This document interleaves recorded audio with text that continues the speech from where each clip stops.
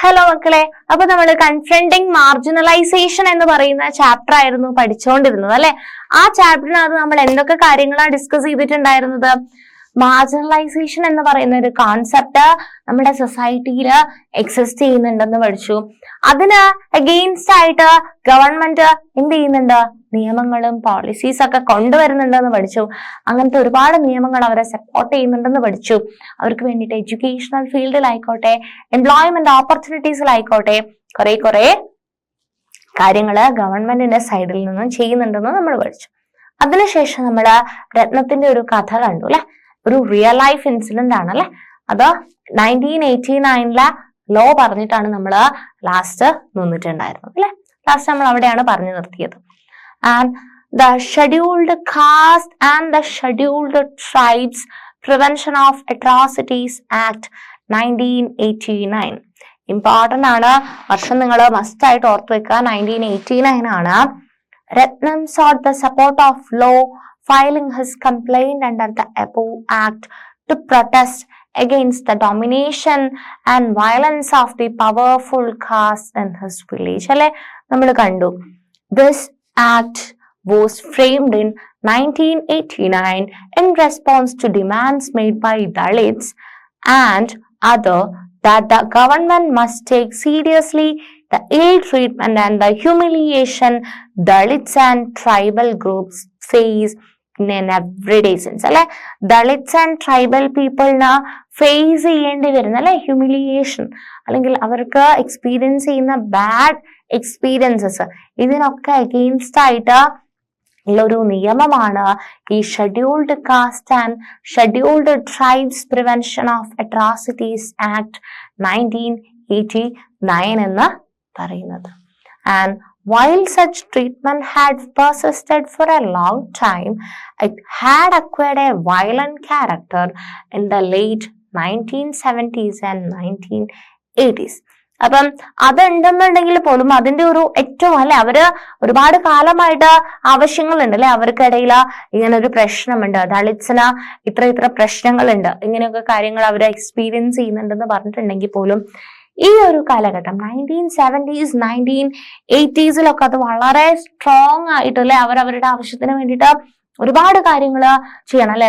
അവർക്ക് റിസർവേഷൻ വേണം എന്നുള്ള രീതിയിൽ അല്ലെ, അവർക്ക് മെജോറിറ്റി അവരുടെ ആവശ്യങ്ങളുടെ സപ്രസ് ചെയ്യുന്നുണ്ടെന്ന് മനസ്സിലാക്കിയിട്ടല്ലേ അവർ അതിന് അഗെയിൻസ്റ്റ് ആയിട്ട് ഒത്തിരി കാര്യങ്ങൾ ചെയ്യുകയുണ്ടായി.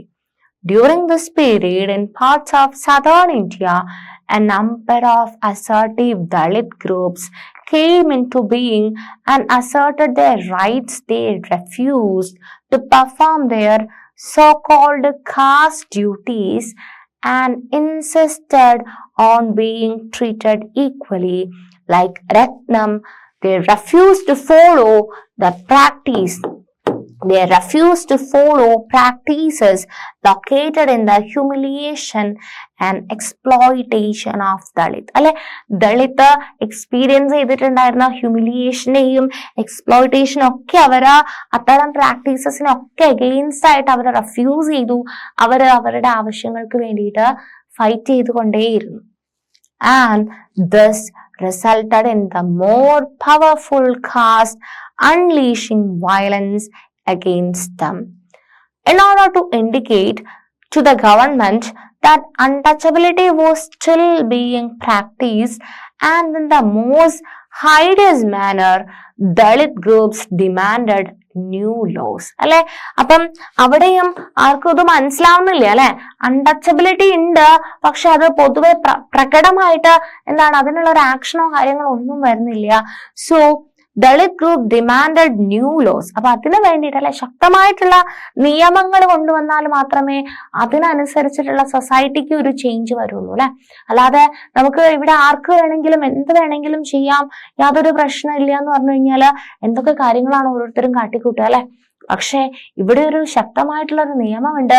ആരെങ്കിലും എന്തെങ്കിലുമൊക്കെ തെറ്റ് ചെയ്തു കഴിഞ്ഞു കഴിഞ്ഞാല് നിയമത്തിന്റെ കണ്ണിൽ അല്ലെ അവർക്ക് വേണ്ട ശിക്ഷ കിട്ടും എന്ന് കണ്ടു കഴിഞ്ഞാല് ആരും തെറ്റുകളൊന്നും ചെയ്യില്ല. അപ്പം സ്ട്രോങ് ആയിട്ടുള്ള നിയമം വരണം. അതിനു വേണ്ടിയിട്ട് ദളിത് ഫൈറ്റ് ചെയ്തു. That would list the various sorts of violence against Dalit and prescribe stringent punishment അല്ലെ, ശക്തമായിട്ടുള്ള punishment for those who indulge in them. Likewise, throughout the 1970s and 1980s, Adivasi people successfully organized themselves and demanded equal rights. അപ്പം 1970s-ലും 1980s-ലും ആദിവാസി പീപ്പിളും ഒത്തിരി സ്ട്രൈക്സും കാര്യങ്ങളൊക്കെ നടത്തി. And അവര് demanded equal right, അല്ലെ, തുല്യ അവകാശം, അല്ലെ, എല്ലാ ആൾക്കാർക്കും തുല്യ അവകാശം കിട്ടണം എന്നുള്ള രീതിയിൽ അവർ ഒത്തിരി സ്ട്രൈക്ക് നടത്തി. And for their land and resources to be return to them, അല്ലെ. അവര് ആദിവാസി എന്ന് പറയുന്ന സമയത്ത് കൂടുതലും കാട്, അല്ലെ, ഫോറസ്റ്റ് ഏരിയ ഡിപ്പെൻഡ് ചെയ്തിട്ടുള്ള ആൾക്കാരാണ്. ഈ നാട്ടിൽ ജീവിക്കുന്ന ആൾക്കാര് ഫോറസ്റ്റ് ഏരിയയിൽ പോയിട്ട് അവിടെയും കൂടെ ഇൻവൈഡ് ചെയ്യാണ്, അല്ലെ, പല ആവശ്യങ്ങൾക്ക് വേണ്ടിയിട്ട്, അല്ലെ, മരം എടുക്കാൻ, ടിമ്പർ ഈൽഡിങ്ങിന് വേണ്ടിയിട്ട്, ഫോറസ്റ്റ് റിസോഴ്സസ് എടുക്കാൻ വേണ്ടിയിട്ടൊക്കെ അവർ താമസിക്കുന്ന സ്ഥലത്തേക്ക് പോയിട്ട് അവരുടെ സ്ഥലം കയ്യേറ്റം നടത്തിയിട്ട്, അല്ലെ, അവരുടെ സ്ഥലത്തു നിന്നും മാറ്റി പാർപ്പിക്കുക, അല്ലെ. അവിടെ നമ്മളുടെ ഒരു നാട്ടിൽ ജീവിക്കുന്ന ആൾക്കാര് ഫോറസ്റ്റ് ഏരിയയിൽ ജീവിക്കുന്ന ആൾക്കാരുടെ അടുത്ത് പോയിട്ട് അവരുടെ സ്ഥലം കയ്യേറ്റം ചെയ്യാം. ഇതൊക്കെ അവരുടെ റിസോഴ്സും അവരുടെ സ്ഥലവും ഒക്കെ തിരിച്ചു കിട്ടാൻ വേണ്ടിയിട്ട് for their land and resources to be returned to them, they too had to face the anger of powerful social groups and were subjected to a great deal of violence. അപ്പം ഇങ്ങനെ അവർ പ്രൊട്ടസ്റ്റ് ചെയ്യുന്ന സമയത്തും അവർക്ക് strong ആയിട്ടുള്ള social ഗ്രൂപ്പ്സിന്റെ എതിർപ്പ്, അല്ലെ, ഹൈകാസ്റ്റ് അല്ലെങ്കിൽ strong എന്താ പറയാ സ്ട്രോങ് ഓപ്പോസിഷൻ അവർക്ക് ഡീൽ ചെയ്യേണ്ടി വന്നിട്ടുണ്ട്. This is why this act contains a very long list of crimes, some of which are too horrible even to contemplate.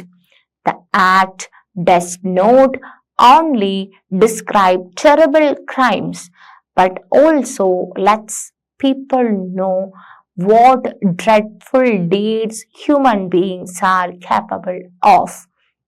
In this sense, laws such as these seek to both punish as well as influence the way we think and act. അപ്പം അവിടെയാണ് നിയമത്തിന്റെ ഒരു പ്രാധാന്യം നമുക്ക് കാണാൻ വേണ്ടിയിട്ട് പറ്റുന്നത്. The act distinguishes several levels of crimes. Firstly, it lists modes of humiliation that are both physically horrific and morally reprehensible and seeks to punish those who. എങ്ങനെയാണ് നിയമം വരേണ്ടത്, എന്തൊക്കെ തരത്തിലുള്ള ശിക്ഷകള് ഏതൊക്കെ തരത്തിലുള്ള പ്രവർത്തികൾക്ക് കിട്ടണം എന്നുള്ള ഒരു ലിസ്റ്റാണ് പറയാൻ പോകുന്നത്. ആരാണോ പണിഷ് ചെയ്യേണ്ടത്, ആരെയാണ്? Who force a member of a scheduled caste or a scheduled tribe to drink or eat any inedible or obnoxious substance, അല്ലെ, എന്തെങ്കിലും കഴിക്കാൻ പറ്റാത്ത, അല്ലെ, മനുഷ്യന്മാർ സാധാരണയായിട്ട് നോർമലി കഴിക്കാത്ത സാധനങ്ങൾ ഉണ്ടെന്ന് വിചാരിച്ചു, അത് ഫോഴ്സിബിൾ ആയിട്ട് ഒരു ദളിത്തിനെ കൊണ്ട് കഴിപ്പിക്കുക എന്ന് പറയുമ്പോൾ അത് പണിഷബിൾ ആയിട്ടുള്ള ഒരു കാര്യമല്ലേ. ഇപ്പൊ നിങ്ങൾ തന്നെ നിങ്ങൾ ആലോചിച്ച് നോക്കാം, ഇപ്പൊ പല ആൾക്കാർ, അല്ലെ, നിങ്ങളൊന്ന് നിങ്ങളുടെ ലൈഫ് സ്റ്റൈൽ ആലോചിച്ച് നോക്കൂ. ഇപ്പം ചിക്കൻ മാത്രം ഇഷ്ടപ്പെടുന്ന ഒരാള്, വെജിറ്റബിൾസ് ഒന്നും ഇഷ്ടമില്ലാത്ത ഒരാള്, അദ്ദേഹത്തിനോട് കുറെ പടവലങ്ങിയും കുറെ വെള്ളരിയൊക്കെ കയറി കഴിക്കുക എന്ന് പറയുന്നത് അത് അദ്ദേഹത്തിന് ഇഷ്ടമില്ലാത്ത ഫുഡ് കുത്തി കയറ്റുമ്പോ പോലും നിങ്ങൾക്ക്, അല്ലെ, അത് കഴിക്കുന്ന സാധനമാണ്, അല്ലെ, എല്ലാ ആൾക്കാരും നമ്മൾ മനുഷ്യന്മാർ കഴിക്കുന്ന സാധനമാണ് പച്ചക്കറികള്. അത് കഴിക്കാൻ ഇഷ്ടമില്ലാത്ത ഒരാൾക്ക് അത് കഴിപ്പിക്കുക എന്ന് പറയുന്നത് അത് തന്നെ നമുക്ക് ടോളറേറ്റ് ചെയ്യാൻ പറ്റുന്നില്ല. ഇനി നമ്മൾ കഴിക്കാൻ പാടില്ലാത്ത സാധനങ്ങൾ, അല്ലെങ്കിൽ നമ്മൾ പൊതുവെ കഴിക്കാത്ത ഇപ്പൊ പുഴുക്കളെയൊക്കെ നമ്മൾ കഴിക്കുന്നില്ല, അപ്പൊ പുഴുക്കളെയൊക്കെ കഴിപ്പിക്കുക എന്ന് പറഞ്ഞാൽ ഇന്നെഡിബിൾ ആയിട്ടുള്ള, അല്ലെ, കഴിക്കാത്ത സാധനങ്ങൾ, അങ്ങനത്തെ സാധനങ്ങളൊക്കെ കഴിക്കുക, അല്ലെ, എലീനൊക്കെ കഴിപ്പിക്കുക എന്നൊക്കെ പറയുന്നത് വളരെ മോശമായിട്ടുള്ള കാര്യമല്ലേ. അപ്പം അങ്ങനെ ഇന്നെഡിബിൾ ആയിട്ടുള്ള സാധനങ്ങള് കഴിപ്പിക്കുന്നത് അത് പണിഷ് ചെയ്യപ്പെടേണ്ട ഒഫൻസ് അല്ലേ? Yes. And forcibly removes clothes from the person of a member of scheduled caste or a scheduled tribe, അല്ലെങ്കിൽ SC/ST. അപ്പം SC/ST കാറ്റഗറിയിലുള്ള ഏതെങ്കിലും ഒരാളുടെ, അല്ലെ, ഡ്രസ്സ് കമ്പൽസറി ആയിട്ട്, അല്ലെ, അവര് ധരിച്ചിട്ടുള്ള ഡ്രസ്സ് കമ്പൽസറി ആയിട്ട് റിമൂവ് ചെയ്ത് കഴിഞ്ഞാല് or parades him or her naked, അല്ലെ, ഒരു ഡ്രസ്സൊന്നും ഇല്ലാതെ ഇങ്ങനെ ചുമ്മാ ഇങ്ങനെ റോട്ടിൽ കൂടെ നടത്തിക്കുക. അല്ലാന്നുണ്ടെങ്കിൽ വിത്ത് പെയിന്റഡ് ഫേസ് അല്ലെ, അവരുടെ ബോഡി അല്ലെങ്കിൽ അവരുടെ ഫേസിലൊക്കെ മഷി അല്ലെ ചായം പൂശിയിട്ട് ചുമ്മാ അങ്ങനെ വികൃതാക്കി കളയുക, or body or commits any act which is derogatory to human dignity അല്ലെ. ഒരു മനുഷ്യൻ എന്നുള്ള രീതിയിൽ ഒരാൾക്ക്, ഓരോ വ്യക്തിക്കും, ഓരോ ഇൻഡിവിജ്വലിനും ഓരോ ഡിഗ്നിറ്റി ഉണ്ട് അല്ലെ. അപ്പം ആ ഡിഗ്നിറ്റി കളയുന്ന രീതിയിലുള്ള പ്രവർത്തികൾ ചെയ്തു കഴിഞ്ഞാൽ അത് പണിഷ് ചെയ്യേണ്ടതല്ലേ? യെസ്. അപ്പം അങ്ങനത്തെ ആക്ഷൻസ് എന്തെങ്കിലും നടത്തി കഴിഞ്ഞാൽ അതിനുള്ള പണിഷ്മെന്റ് കിട്ടണം. And secondly, at list actions that spares Dalits and Adivasis of their meager resources or which force them into performing slave labor അല്ലെ. അവർ ആ സ്ലേവ് ലേബർ ചെയ്യാൻ വേണ്ടിയിട്ട് അല്ലെ ചെയ്തു കഴിഞ്ഞാൽ, അവരുടെ റിസോഴ്സസ് എടുത്തു കഴിഞ്ഞാൽ, thus the act sets out to punish anyone who wrongly occupies or cultivates any land owned by or allotted to അല്ലെ. ആരെങ്കിലും അവരെ കൊണ്ട് അല്ലെ അവരുടെ സ്ഥലത്ത് പോയിട്ട് അവരുടെ സ്ഥാപനങ്ങൾ കൈവശം വെക്കുക അല്ലെ, അവർക്ക് തന്നെ എന്താണ് റിസോഴ്സസ് വളരെ കുറവാണ്. അപ്പൊ ആ റിസോഴ്സ് തന്നെ പുറത്തുനിന്ന് ഒരാൾ കയറിയിട്ട് അവരുടെ ലാൻഡിൽ പോയിട്ട് അവരുടെ ലാൻഡ് കൈയേറ്റം ചെയ്യുക, അല്ലെങ്കിൽ അവരുടെ റിസോഴ്സസ് യൂസ് ചെയ്യുക, എന്നിട്ട് അവരെ സ്ലേവ്സ് ആക്കിയിട്ട് വെക്കുക. അതൊക്കെ ചെയ്തു കഴിഞ്ഞാൽ a member of scheduled caste of or a scheduled tribe or gets the land allotted to him transferred അല്ലെ. ആ SC/ST ആൾക്കാരുടെ ലാൻഡ് വേറൊരാൾ അല്ലെ ഹയർ കാസ്റ്റിലുള്ള ഒരാൾ പോയി എടുത്തു കഴിഞ്ഞാൽ, at another level the act recognizes that crimes against Dalit and tribal women are of specific kind and therefore seeks to penalize anyone who അതുപോലെ തന്നെ ഫീമെയിൽസിന്റെ അടുത്ത് അല്ലെ, ഫീമെയിൽസിന്റെ അടുത്ത് മോശമായിട്ട് ബിഹേവ് ചെയ്തു കഴിഞ്ഞാൽ assault or uses force on any women belonging to a scheduled caste or a scheduled tribe with intent to dishonor her അല്ലെ. ഒരു ഫീമെയിൽ എന്നുള്ള നിലയിൽ ആ ഒരു വിമനെ ഡിസോണർ ചെയ്യുന്ന എന്തെങ്കിലും ഒരു ആക്ടിവിറ്റി അല്ലെ, അത് SC/ST കാറ്റഗറിയിൽ വരുന്ന ഏതെങ്കിലും ആൾക്കാരെടുത്ത് മോശമായിട്ട് അല്ലെ. എല്ലാ മനുഷ്യന്മാരും മനുഷ്യന്മാരാണ് അല്ലെ. അപ്പൊ സ്ത്രീകൾക്ക് എന്താണ് ഒരു ഇമ്പോർട്ടൻസ് സൊസൈറ്റിയിലുണ്ട്. ആ ഒരു ഇമ്പോർട്ടൻസ് കൊടുക്കാതെ, ആ ഒരു ഓണർ അവർക്ക് കൊടുക്കാതിരിക്കുകയാണെന്നുണ്ടെങ്കിൽ അതും പണിഷബിൾ ആയിട്ട് വരും. ആൻഡ് സോ അത്രയും കാര്യങ്ങൾ. Next, the scourge of manual scavenging. ഇതും സൊസൈറ്റിയിൽ എക്സിസ്റ്റ് ചെയ്തിരുന്ന ഒരു കാര്യമാണ്. The scourge of manual scavenging. എന്താണ് സ്കാവഞ്ചിങ് എന്ന് പറഞ്ഞു കഴിഞ്ഞാൽ? Manual scavenging refers to the practice of removing human and animal waste or excreta. അപ്പം മാനുവൽ സ്കാവഞ്ചിങ് എന്ന് പറഞ്ഞു കഴിഞ്ഞാൽ നമ്മളുടെ വേസ്റ്റ്, ഹ്യൂമൻ വേസ്റ്റ്, അതുപോലെ തന്നെ എക്സ്ക്രീറ്റ് അല്ലെ, നമ്മുടെ വേസ്റ്റ്, നമ്മൾ ഫുഡ് കഴിച്ചിട്ടുണ്ടാവുന്ന വേസ്റ്റ്, അതുപോലെ തന്നെ ആനിമൽസിന്റെ ആയിക്കോട്ടെ excreta, using brooms, tin plates and baskets അല്ലെ. ഡ്രൈ ലാട്രിന്റെ അകത്തുനിന്ന് ഇത് ക്ലീൻ ചെയ്യുന്ന അല്ലെ, ബ്രൂം വെച്ചിട്ടും അല്ലെങ്കിൽ ടിന്നിന്റെ പ്ലേറ്റ് വെച്ചിട്ട് അല്ലെങ്കിൽ അങ്ങനത്തെ ബാസ്കറ്റ് ഒക്കെ ഉപയോഗിച്ചിട്ട് ഇത് ക്ലീൻ ചെയ്യുന്ന ജോലിയാണ് ഈ ലാട്രിൻ ക്ലീൻ ചെയ്തിട്ട് അത് ക്യാരി ചെയ്തിട്ട് അല്ലെ, ആ എക്സ്ക്രീറ്റ തലയിൽ ഹെഡിൽ ക്യാരി ചെയ്തിട്ട് ഡിസ്പോസൽ ഗ്രൗണ്ട്സിൽ കുറച്ച് ദൂരെയായിട്ട് എന്തുണ്ടാവും, ഡിസ്പോസൽ ഗ്രൗണ്ട് ഉണ്ടാവും. അപ്പം ഈ ഒരു ഹ്യൂമൻ എക്സ്ക്രീറ്റ ഈ ബ്രൂമൊക്കെ വെച്ച് യൂസ് ചെയ്ത് എടുത്തിട്ട് ഇത് തലയിൽ വെച്ച് കൊണ്ടുപോയിട്ട് ദൂരെ കൊണ്ടുപോയിട്ട് കളയാം. അതാണ് മാനുവൽ അല്ലെ, മനുഷ്യന്മാർ ചെയ്യണം അതാണ് മാനുവൽ സ്കാവഞ്ചർ എന്ന് പറയുന്നത്. Okay, so manual scavenging refers to the practice of removing human and animal waste or excreta using brooms, tin plates and baskets from dry latrines and carrying it on the head to disposal grounds some distance away. A manual scavenger is the person who does the job of carrying this filth അല്ലെ. ഈ ഒരു മാലിന്യങ്ങൾ, ഈ ഫിൽത്ത് ഒക്കെ കൊണ്ടുപോയിട്ട് ഈ ഒരു കാര്യം മനുഷ്യന്മാർ ചെയ്യുന്ന ആളെയാണ് മാനുവൽ സ്കാവഞ്ചർ എന്ന് പറയുന്നത്. This job mainly done by Dalit woman and young girls. ആരായിരുന്നു ഇത് ചെയ്തുകൊണ്ടിരുന്നത് ഈ ഒരു ജോലി? ദളിത് കാറ്റഗറിയിൽ പെടുന്ന സ്ത്രീകള്, അതുപോലെ തന്നെ ദളിത് കാറ്റഗറിയിൽ പെടുന്ന കുട്ടികൾ ആയിരുന്നു ഇത്, പെൺകുട്ടികൾ എസ്പെഷ്യലി ആയിരുന്നു ഇത് ചെയ്തുകൊണ്ടിരുന്നത്. According to Andhra Pradesh based Safai Karamchar Andolan, an organization working with manual scavengers. There are 1 lakh persons from Dalit communities who continue to be employed in this job in this country and who work in 26 lakh private and community dry latrines managed by municipalities. അപ്പം എത്ര ആൾക്കാരാണ് ഈ ഒരു കണക്ക് പ്രകാരം 1 lakh അല്ലെ, 1,00,000 ആൾക്കാര് ഈ ജോലി ചെയ്യുന്നുണ്ട്. 26 lakh private and community dry ലാട്രിനിൽ വെച്ചിട്ട് ഇവർ ഈ ഒരു വേസ്റ്റ് എന്ത് ചെയ്യുന്നുണ്ട്, ക്യാരി ചെയ്തിട്ട് കൊണ്ടുപോയിട്ട് കളയുന്നുണ്ട് അല്ലെ, മാനുവൽ സ്കാവഞ്ചേഴ്സ് ആയിട്ട് ജോലി ചെയ്യുന്നുണ്ട്. And manual scavengers are exposed to subhuman condition of work and face serious health hazards. അപ്പം അവർ അല്ലെ ഒരു മനുഷ്യന്മാരുടെക്കാൾ അല്ലെ അവരുടെ വേസ്റ്റ് വേറൊരാൾ കൊണ്ടുപോയി കളയല്ലേ, നമ്മുടെ വേസ്റ്റ് വേറൊരാൾ കൊണ്ടുപോയി കളയുക എന്ന് പറയുന്നത് മോശമാണ്. അപ്പം ആ ജോലി ചെയ്യുന്ന ആൾക്കാര് ഒരു സബ്ഹ്യൂമൻ കണ്ടീഷൻ ആണ് അവർക്ക്. അതുപോലെ തന്നെ അതൊരു ആസ്പെക്ട്. അതുപോലെ തന്നെ ഈ ഹ്യൂമൻ എക്സ്ക്രീറ്റ വഴി ഒത്തിരി അസുഖങ്ങൾ പടരും അല്ലെ. നമ്മൾ കഴിക്കുന്ന എന്തെങ്കിലുമൊക്കെ ഇൻഫെക്ഷസ് ആയിട്ടുള്ള ഒരുപാട് ടൈഫോയിഡ് പോലെയുള്ള അസുഖങ്ങൾ ഇഷ്ടം പോലെ ഹെൽത്ത് ഹസാർഡ്സ് വരുന്നുണ്ട്. അപ്പം ഇത്തരം കാര്യങ്ങളിൽ ഇത്തരം ജോലികൾ ചെയ്യുന്ന ആൾക്കാർക്ക് അത്തരം രോഗങ്ങൾ വരാനുള്ള സാധ്യത വളരെ വളരെ കൂടുതലാണ്. And they are constantly exposed to infections that affect their eyes, skin, respiratory and gastrointestinal systems. അല്ലെ, കണ്ണിനെ ബാധിക്കുന്ന രോഗങ്ങൾ വരും, തൊലിപ്പുറത്ത് വരുന്ന അസുഖങ്ങൾ വരും. അതുപോലെ തന്നെ ഭക്ഷണം കഴിക്കുന്ന അല്ലെ ഗാസ്ട്രോ ഇൻഡസ്റ്റൈനൽ ആ ഫുഡ് കഴിക്കുന്ന പാസേജിൽ വരുന്ന അല്ലെങ്കിൽ ശ്വാസം അല്ലെ റെസ്പിറേറ്ററി സംബന്ധമായിട്ടുള്ള അസുഖങ്ങളൊക്കെ വരും. They get very low wages for the work they perform. അപ്പം അസുഖങ്ങൾ അവർക്ക് കിട്ടുന്നുണ്ട്, പക്ഷെ അവർ ഈ ചെയ്യുന്നതിനനുസരിച്ചുള്ള കൂലി അവർക്ക് കിട്ടുന്നുണ്ടോ, അവർക്ക് അതിനുള്ള വേജസ് അവർക്ക് കിട്ടുന്നുണ്ടോ, ഇല്ല അല്ലെ.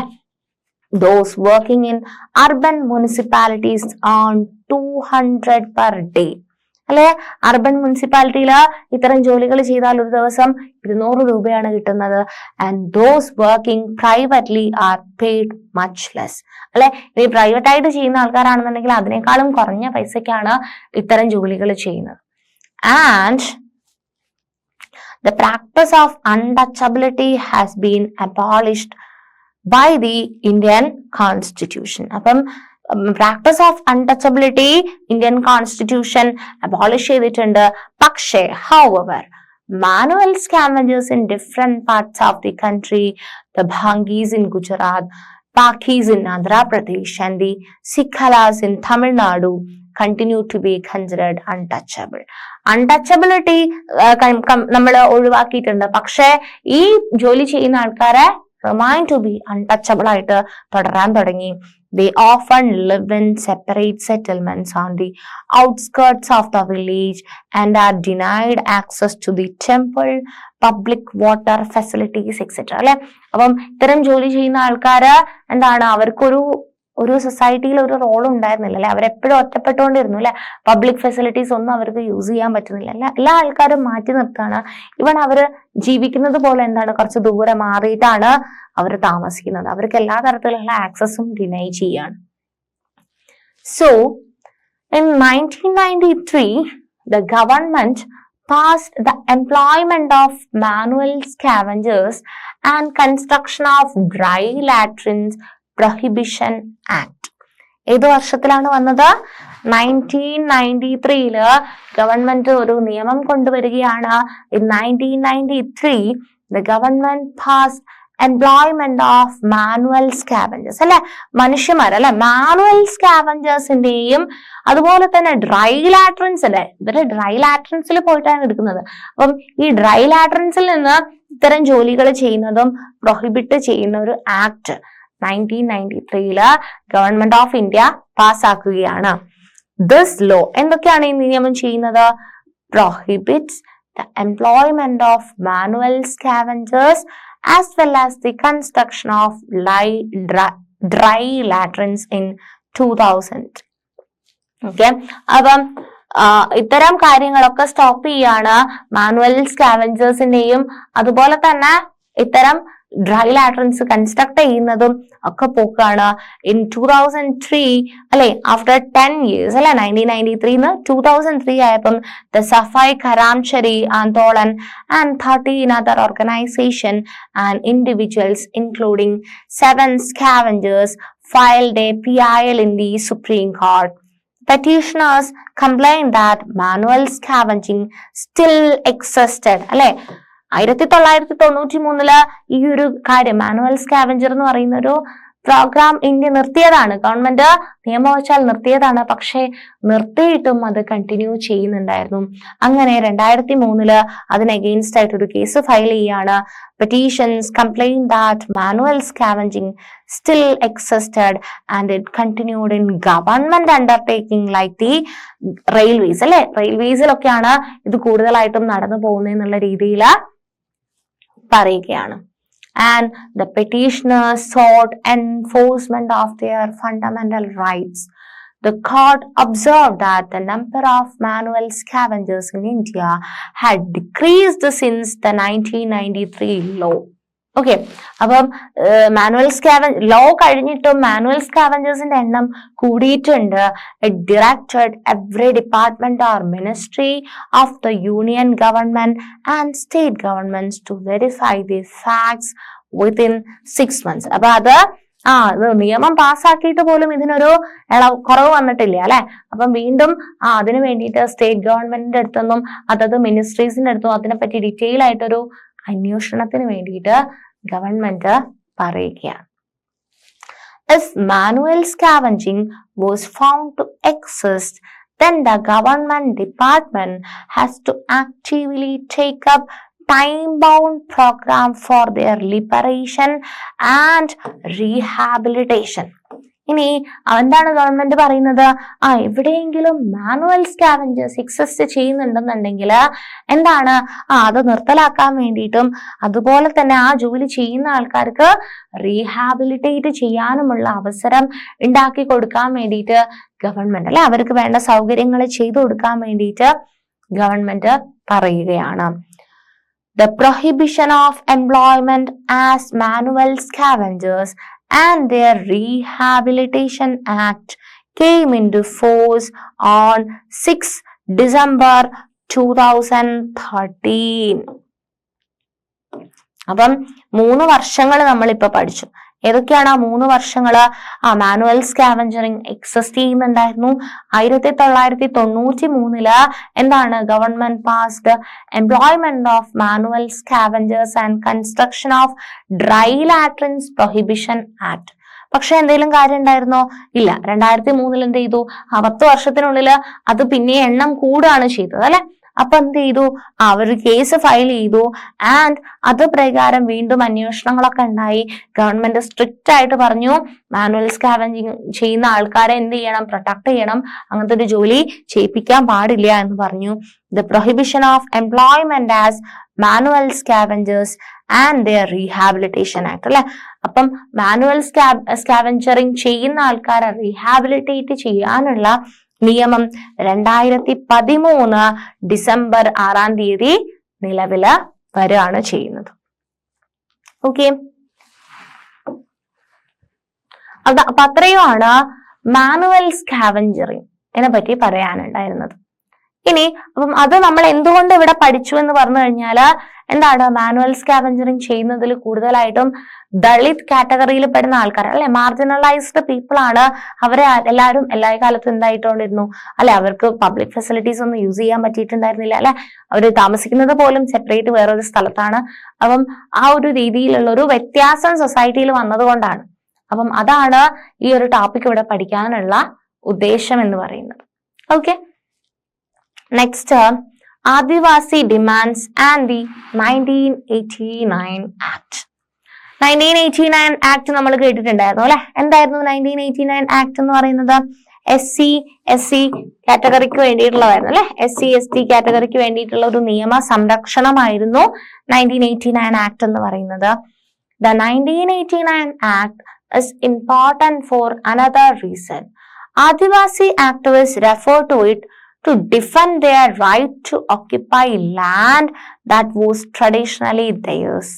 Adivasis are often unwilling to move from their land and are forcibly displaced. അല്ലെ, അപ്പം ആദിവാസീസിന് അവര് താമസിച്ചിരുന്ന ലാൻഡിൽ നിന്നും പുറത്തേക്ക് പോകാൻ വേണ്ടിട്ട്, അല്ലെ, ലാൻഡിൽ നിന്ന് പുറത്താക്കുന്ന തരത്തിലുള്ള ആക്ഷൻസ് വന്നു. അവർ താമസിക്കുന്ന ലാൻഡ് അവർക്ക് ഉപേക്ഷിക്കേണ്ടി വന്നു. അത്തരം കാര്യങ്ങളൊക്കെ ചെയ്യേണ്ടി വന്നു. അപ്പം activist have asked that those who have forcibly encroached upon tribal lands should be punished under this law. അല്ലെ, ആരാണോ ആദിവാസീസിനെ അവരുടെ ലാൻഡിൽ നിന്നും പുറത്തേക്കാക്കുന്നത്, അല്ലെങ്കിൽ ആരാണോ അവരുടെ ഭൂമി കയ്യേറ്റം ചെയ്യുന്നത്, അവർ ജീവിക്കുന്ന സ്ഥലമാണ് അല്ലെ അത്, ആ സ്ഥലം ആരാണോ കയ്യേറ്റം ചെയ്യുന്നത് അവരെ എന്ത് ചെയ്യണം? അവരെ പണിഷ് ചെയ്യണം. ഏത് നിയമത്തിന്റെ ബേസിസില്? 1989 ആക്ടിന്റെ ബേസിസില് പണിഷ് ചെയ്യേണ്ടതായിട്ടുണ്ട്. They have also pointed to the fact that this act merely confirms what has already been promised to tribal people in the constitution, that had belonging to tribal people cannot be sold to or bought by non-tribal people. In cases where this has happened, the constitution guarantees the right of tribal people to repossess their land. അല്ലെ, അപ്പം constitution അവർക്ക് guarantee കൊടുക്കുന്നുണ്ട് അല്ലെ, അവരുടെ സ്ഥലത്ത് ജീവിക്കാനുള്ള guarantee അവർക്ക് കൊടുക്കുന്നുണ്ട്. അപ്പം അത് നേടിയെടുക്കുക എന്ന് പറയുന്നത് അവരുടെ ഒരു റൈറ്റ് ആണ്. സോ അതിനു വേണ്ടിയിട്ടുള്ള പരിശ്രമമാണ്. അതുകൊണ്ടാണ് അവര് ഈ ഒരു ആക്ടിന്റെ കീഴിൽ തന്നെ അവരുടെ ഈ ഒരു ആവശ്യം കൊണ്ടുവരാൻ വേണ്ടിയിട്ട് പറഞ്ഞത്. C.K. Janu, an Adivasi activist. അപ്പം ഒരാളുടെ പേര് നിങ്ങൾ പഠിക്കണം. C.K. Janu, an Adivasi activist, has also pointed out that one of the violators of constitutional rights guaranteed to tribal people are governments in various states of India. എന്താ പറഞ്ഞിട്ടുള്ളത്? One of the violators of constitutional rights guaranteed to tribal people.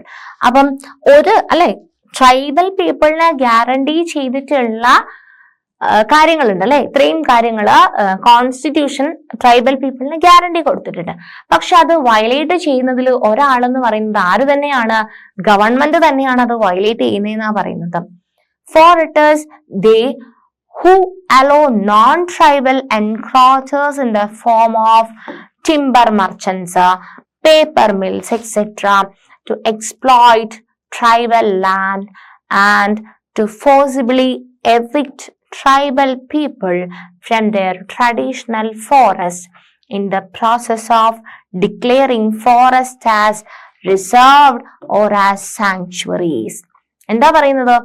Government constitution അവർക്ക് ഒരുപാട് പരിരക്ഷണം കൊടുത്തിട്ടുണ്ടെങ്കിലും ഇതിനൊക്കെ ഗവൺമെന്റും കൂടി ഒരാളാണ് ഈ law എല്ലാം വയലേറ്റ് ചെയ്യുന്നത്. കാരണം അല്ലെ, ടിമ്പർ ഈൽഡ് ചെയ്യാൻ വേണ്ടിയിട്ട്, അല്ലാന്നുണ്ടെങ്കിൽ വേറെ ആവശ്യത്തിന് വേണ്ടിയിട്ട്, പേപ്പർ മില്ലിന് വേണ്ടിയിട്ടൊക്കെ ആൾക്കാരെ ഫോറസ്റ്റിലേക്ക് വിട്ടിട്ട് അവിടെയുള്ള ആൾക്കാരെ എന്ത് ചെയ്യുന്നത്? മാറ്റുന്നതിൽ ഒരു റോള് ഗവൺമെന്റിനും ഉണ്ട് അല്ലെ. റിസർവ്ഡ് ഫോറസ്റ്റ് കേട്ടിട്ടുണ്ടോ? ഫോറസ്റ്റ് ആക്ടിന്റെ കീഴിൽ വരുന്നതാണ് റിസർവ്ഡ് അല്ലെ, ഫോറസ്റ്റ് റിസർവ്ഡ് ഫോറസ്റ്റ് ഉണ്ട്. ആ റിസർവ്ഡ് ഫോറസ്റ്റ് എന്ന് പറഞ്ഞു കഴിഞ്ഞാൽ അവിടെ വേറെ ഒരു മനുഷ്യന്മാർക്കും എന്ത് ചെയ്യാൻ പറ്റില്ല, അവിടെ ഇടപെടാൻ വേണ്ടി പറ്റില്ല. അത് റിസർവ്ഡ് ആയിട്ട് പ്രൊട്ടക്ട് ചെയ്ത് വെച്ചേക്കുന്ന സ്ഥലമാണ്. അവിടെ കയറിയിട്ട് ഒന്നും ചെയ്യാൻ പറ്റില്ല. അപ്പൊ അത് നിയമത്തിന്റെ പരിരക്ഷയുള്ള ഫോറസ്റ്റ് ആണ്. അപ്പം അതും അവിടെയും അപ്പൊ ആദിവാസീസിന് പോവാനുള്ള റൈറ്റ് ഇല്ല. സോ അത് അവിടെ ഗവൺമെന്റിനുമുള്ള ഒരു റോളാണ് ഇവിടെ പറയുന്നത്.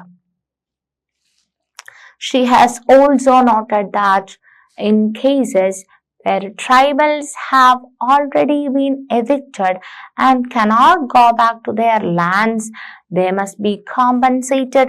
അപ്പം ഇപ്പൊ റിസർവ്ഡ് ഫോറസ്റ്റ് ഒക്കെ ആക്കിയിട്ട് അവിടെയുള്ള ആൾക്കാരെയൊക്കെ സ്ഥലം മാറ്റി അല്ലെ കുടിയൊഴിപ്പിച്ചിട്ട് വേറെ സ്ഥലത്തേക്ക് ആക്കിയിട്ടുണ്ടെന്നുണ്ടെങ്കിൽ അങ്ങനത്തെ ആൾക്കാർക്ക് വേണ്ടിയിട്ട് ഗവൺമെന്റ് എന്ത് ചെയ്യണം?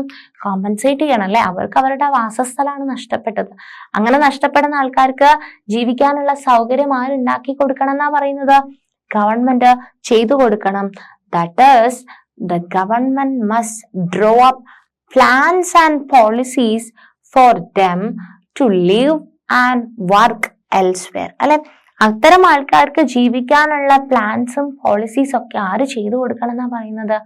ഗവൺമെന്റ് ചെയ്തു കൊടുക്കണം. After all, government spend large sums of money on building industrial or other projects on lands taken from tribals. So, why should they be reluctant to spend even very modest amount on rehabilitating the displaced? അല്ലെ, പല construction വർക്കിനും കാര്യങ്ങൾക്കൊക്കെ government huge amount of money invest ചെയ്യുന്നുണ്ട്. അപ്പം എന്തുകൊണ്ട് ഈ സ്ഥലം നഷ്ടപ്പെട്ട ആൾക്കാർക്ക് അതിനുള്ള റീഹാബിലിറ്റേഷൻ മെഷേഴ്സ് ഗവൺമെന്റ് എന്തുകൊണ്ട് ചെയ്തുകൂടാ എന്നാണ് ഇവിടെ ചോദിക്കുന്നത്. ശരിയല്ലേ പറയുന്നത്? അല്ലെ, government spend large sums of money on building industrial or other project on lands taken from tribals. അല്ലെ, ട്രൈബൽസിന്റെ ലാൻഡിൽ ഒരുപാട് കൺസ്ട്രക്ഷനും കാര്യങ്ങളൊക്കെ ചെയ്യാൻ വേണ്ടിയിട്ട് ഗവൺമെന്റ് ഒത്തിരി പൈസ ഇൻവെസ്റ്റ് ചെയ്യുന്നുണ്ട്. അപ്പം അങ്ങനെ അവരുടെ ലാൻഡ് അവർക്ക് നഷ്ടപ്പെടുമ്പം അവർക്ക് റീഹാബിലിറ്റേഷനും കൂടി ആര് ചെയ്തു കൊടുക്കേണ്ടതുണ്ട്? ഗവൺമെന്റ് ചെയ്തു കൊടുക്കേണ്ടതുണ്ട്. ഇത്തരം പോയിന്റ്സ് ആണ് CK ജാനോ പോയിന്റ് ഔട്ട് ചെയ്യുന്നത്. സോ ഇത്രയും കാര്യങ്ങൾ ഒരുപാട് കാര്യങ്ങൾ നമ്മൾ ഈ ചാപ്റ്ററിൽ പഠിച്ചു അല്ലെ. എന്തൊക്കെ കാര്യങ്ങളാണ് നമ്മൾ പഠിച്ചത്? മാർജിനലൈസേഷൻ ആണ് പഠിച്ചത്. മാർജിനലൈസ്ഡ് ആയിട്ടുള്ള കാറ്റഗറി പീപ്പിളിനെ പറ്റി പഠിച്ചു അല്ലെ. സോഷ്യലി, റിലീജിയസ്, കാസ്റ്റ് ബേസ്ഡ് ആയിട്ട് അല്ലെ, മെയിൻ ആയിട്ട് നമ്മൾ അതന്നെ ഫോക്കസ് ചെയ്ത ദളിറ്റ്സ് അല്ലെ, ട്രൈബൽസിന് വേണ്ടിയിട്ടുള്ള അല്ലെ, ഷെഡ്യൂൾഡ് കാസ്റ്റ്, ഷെഡ്യൂൾഡ് ട്രൈബ്സിനൊക്കെ ഉള്ള പ്രശ്നങ്ങൾ ആൻഡ് അതിനു വേണ്ടിയിട്ട് വന്നിട്ടുള്ള പരിരക്ഷണകൾ അല്ലെ. പരിരക്ഷണകൾ എന്തൊക്കെയാണുള്ളത്?